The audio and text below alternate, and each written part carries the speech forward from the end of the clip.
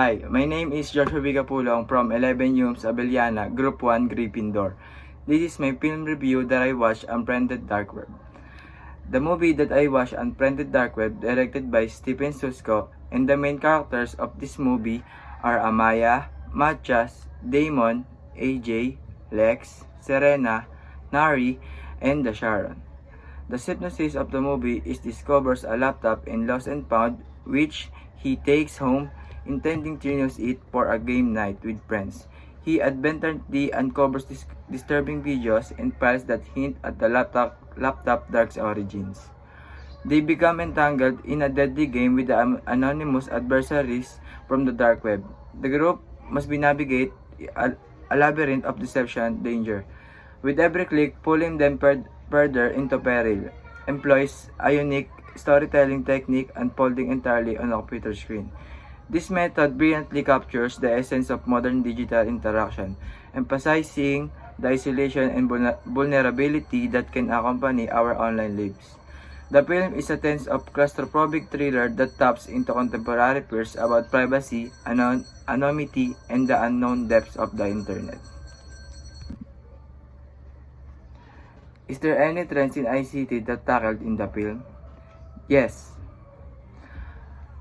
It tapped into several internet trends and concerns that were prevalent at the time and continue to be relevant today. The film explored the dangers of the dark web, a part of the internet that is intentionally hidden from search engines and requires specific software to access. This setting allowed to the film to delve into current fears and fascination surrounding online privacy, cybersecurity, and the unknown extent of the internet. Here are some key internet trends and the themes Unfriended Dark Web that touches on their usage of laptop and a mobile indicates convergence, and Matias created an app to help Amaya comprehend what he was saying indicates the use of assistive media. Is there any internet threats that's shown in the film? Yes. Delves into several internet threats that are very much relevant in today's digital age. The film operates on the premise of exploring the dark web, a part of the internet that is intentionally hidden from standard search engines and requires specific software to access.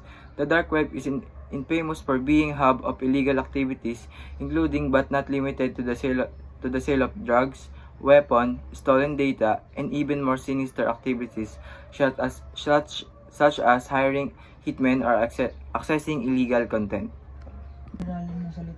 What are some lessons you've learned in this film?